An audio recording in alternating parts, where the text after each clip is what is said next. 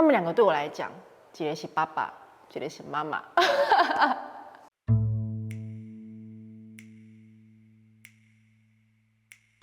其实一开始我有自己的一些担忧，阿汤导演就是给我很大的信心。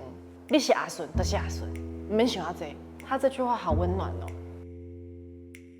跟他拍摄这60几天，我们是既紧张又期待。你可能逐工拢会准备了，准备明仔载要安怎演，啊，不过去现场就是导演的全部打破你的所有想好的思考。每一届到现场拢讲，来等下，咱先甲剧本起，咱先来讨论一下，即马这场戏内底咱会发生什么代志？你敢会安尼讲话？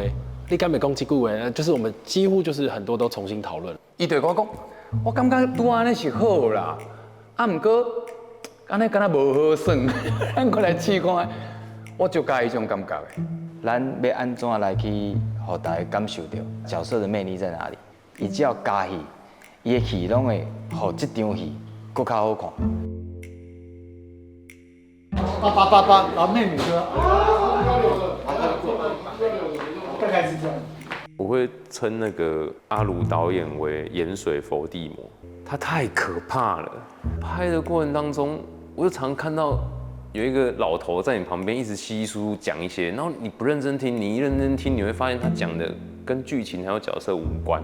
但后来我发现，其实他有用意，他是太厉害、太高阶了，就是他都帮演员很多，借由他这样子很轻松跟你在打闹的过程，然后反而你会更放松，然后更快的就进入那样子的状态里面。有伊伫的真好的一部分，是因为伊嘛是演员，啊，伊定定用演员的角度，啊，互阮一寡建议，啊，阮会互相讨论，啊，伊嘛真尊重阮的发挥。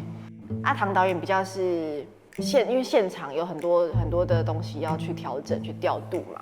对，阿如导演他算是一个安定的存在，温暖的妈妈那种感觉。